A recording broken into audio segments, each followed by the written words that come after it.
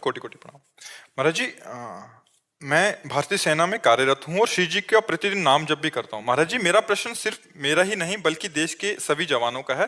जब एक फौजी अपनी छुट्टी खत्म करके वापस ड्यूटी पे जाता है तब उसे घर की बहुत याद आती है। एक नन्ही सी बिटिया की आंखों के आंसू, पत्नी की तरसती हुई आंखें, माँ की खाली झोली। इसीलिए हम जैसे संत का सम्मान करते हैं ऐसे भारतीय सैनिक का सम्मान करते हैं कि कई कई महीनों तक वो अपने परिवार के वियोग में रहकर हमारे राष्ट्र की सेवा के लिए शरीर सुख की परवाह न करके, चाहे घोर बर्फबारी में लगा दिया जाए उसको, चाहे गोलीबारी में लगा दिया जाए, चाहे जहां लगा, मान लो बर्फ वर्षा जहां हो रही है, जहां निरंतर बर्फ गिर रही, जहां हम खड़े नहीं हो सकते, वहां उसकी ड्यूटी लगी।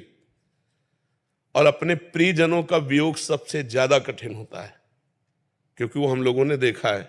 अब जिस दिन से घर से निकले थे जीवन में घर नहीं गए, हमने तो मिटा दिया, अब ये तो उसका राग रखे हुए हैं, कितना इनको हर बार जलना पड़ता है।